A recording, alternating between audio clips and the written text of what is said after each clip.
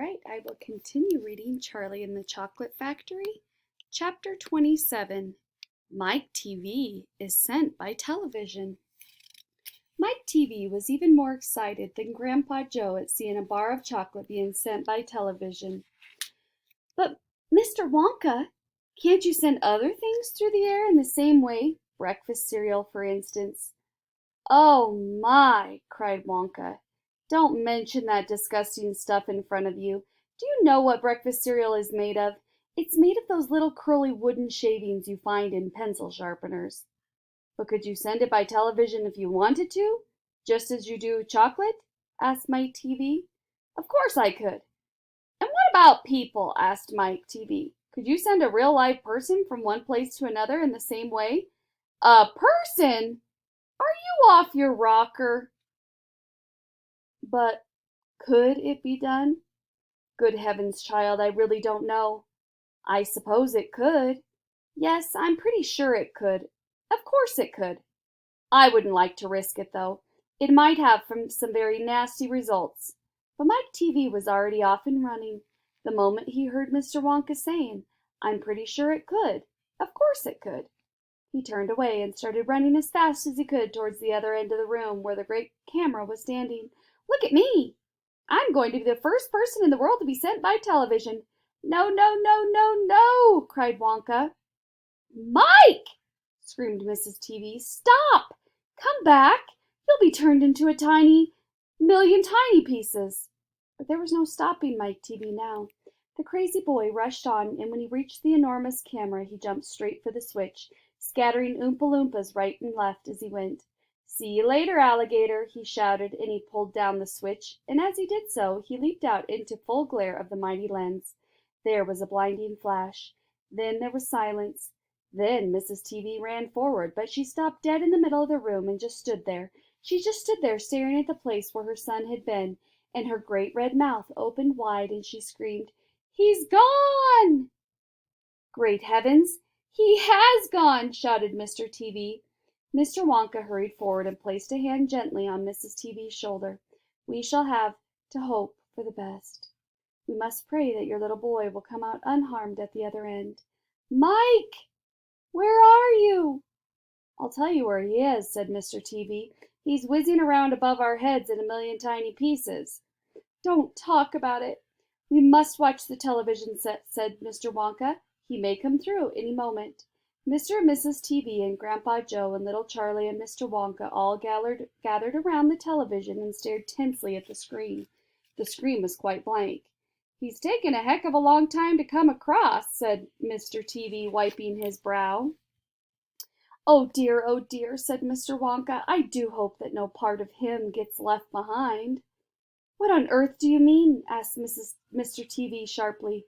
I don't wish to alarm you, said Mr. Wonka, but it does sometimes happen that only about a half of the little pieces find their way into the television set. It happened last week. I don't know why, but the result was only that half a bar of chocolate came through. Mrs. TV let out a scream of horror. You mean only half of Mike is coming back to us? She cried. Let's hope it's the top half, said Mr. TV. Hold everything, said Wonka. Watch the screen. Something's happening. The screen suddenly began to flicker. Then some wavy lines appeared. Mr. Wonka adjusted one of the knobs and the wavy lines went away. And now very slowly the screen began to get brighter and brighter. Here he comes, yelled Mr. Wonka. Yep, that's him all right. Is he all in one piece? Cried Mrs. TV. I'm not sure, said Mr. Wonka. It's too early to tell. Faintly at first, but becoming clearer and clearer every second, the picture of Mike TV appeared on the screen. He was standing up and waving at the audience and grinning from ear to ear. But he's a midget, shouted Mr. TV. Mike, are you all right? Are there any bits of you missing? Isn't he going to get any bigger? Shouted Mr. TV. Talk to me, Mike. Say something. Tell me you're all right. A tiny little voice no louder than the squeaking of a mouse came out of the television set. Hi, Mom. Hi, Pop. Look at me. I'm the first person ever to be sent by television. Grab him, ordered Wonka. Quick! Mrs. TV shot out a hand and picked a tiny figure of Mike TV out of the screen. Hooray! Cried Mr. Wonka. He's all in one piece. He's completely unharmed."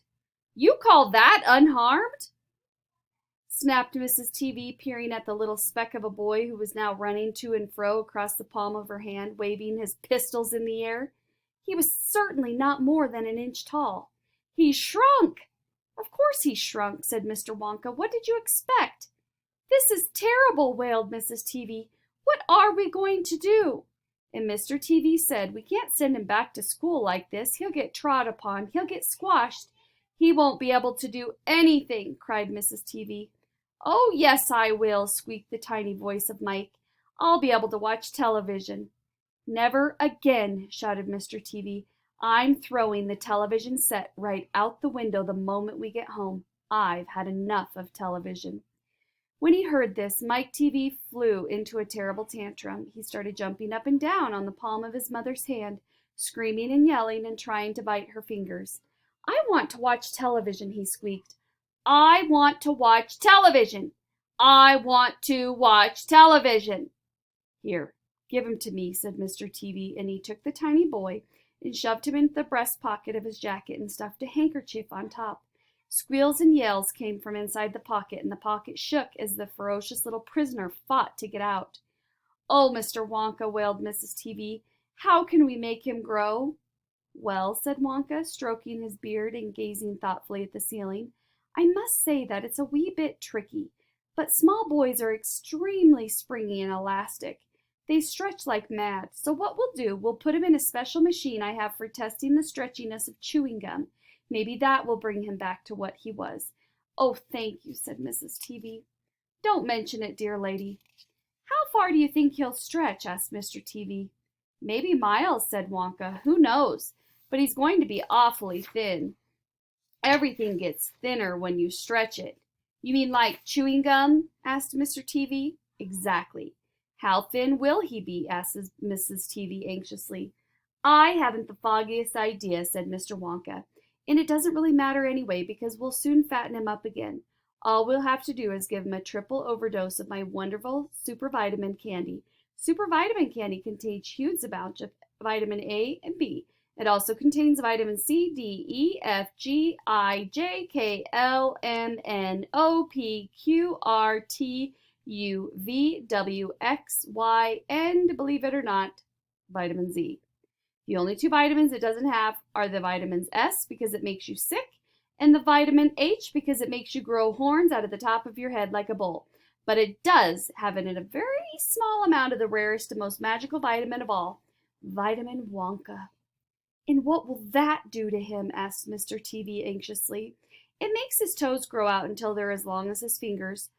"Oh, no," cried Mrs. TV. "Don't be silly," said Wonka. "It's most useful. He'll be able to play the piano with his feet." "But Mr. Wonka—" "No arguments, please." He turned away and clicked his fingers 3 times in the air, and Oompa Loompa appeared immediately and stood beside him. "Follow these orders." And Mr. Wonka handed him the Oompa Loompa a piece of paper on which he had written full instructions. "And you'll find the boy in his father's pocket. Off you go. Goodbye, Mr. TV. Goodbye, Mrs. TV. And please don't look so worried. They all come out in the wash, you know, every one of them." At the end of the room, the Oompa Loompas around the giant camera were already beating their tiny drums and beginning to jog up and down to the rhythm. "There they go again," said Mr. Wonka. "I'm afraid you can't stop them from singing." Little Charlie caught Grandpa Joe's hand, and the two of them stood beside Mr. Wonka in the middle of the long, bright room, listening to the Oompa Loompas, and this is what they sang. "The most important thing we've learned so far as children are concerned is never, never, never let them near your television set. Or better still, just don't install the idiotic thing at all. In almost every house we've been, we've watched them gaping at the screens. They loll and slop and lounge about and stare until their eyes pop out. Last week in someone's place we saw a dozen eyeballs on the floor. They sit and stare and stare and sit until they're hypnotized by it. Until they're absolutely drunk with all that shocking, ghastly junk. Oh, yes, we know it keeps them still. They don't climb out the window sill. They never fight or kick or punch. They leave you free to cook the lunch and wash the dishes in the sink. But did you ever stop to think or wonder just exactly what this does to your beloved tot? It rots the senses in the head, it kills imagination dead, it clogs and clutters up the mind, it makes a child so dull and blind. He can no longer understand a fantasy, a fairyland. His brain becomes as soft as cheese. His powers of thinking rust and freeze. He cannot think, he only sees.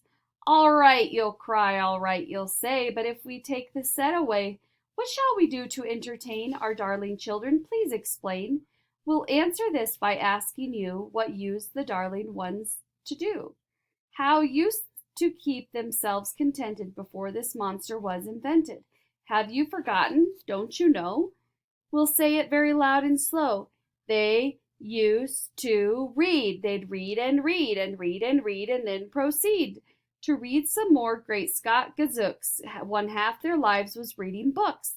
The nursery shelves held books galore, books cluttered up the nursery floor, and in the bedroom by the end more books were waiting to be read. Such wondrous fine fantastic tales of dragons, gypsies, queens, and whales, and treasure isles and distant shores where smugglers rowed with muffled oars, and pirates wearing purple pants and sailing ships and elephants, and cannibals crouching round the pot stirring away at something hot. It smells so good, what can it be? Good gracious, it's Penelope. The younger ones had Beatrice Potter and Mr. Todd the dirty rotter, the squirrel Nutkin, Piglin Bland, and Mrs. Tiggly Wiggle, and just how the camel got his hump, and how the monkey lost his rump, and Mr. Toad, and bless my soul, there's Mr. Rat and Mr. Mole. Oh, books, what books they used to know, those children living long ago. Oh, please, we beg, we pray, go throw your TV set away, and in its place you can install a lovely bookshelf on the wall. And then fill the shelves with lots of books, ignoring all the dirty looks, the screams and yells, the bites and kicks, the children hitting you with sticks. Fear not, because we promise you that in about a week or two, or having nothing else to do, they'll now begin to feel the need of having something good to read. And once they start, oh boy, you watch the slowly start growing joy that fills their hearts. They'll grow so keen, they'll wonder what they'd ever seen in that ridiculous machine, that nauseating, foul, unclean, repulsive television screen.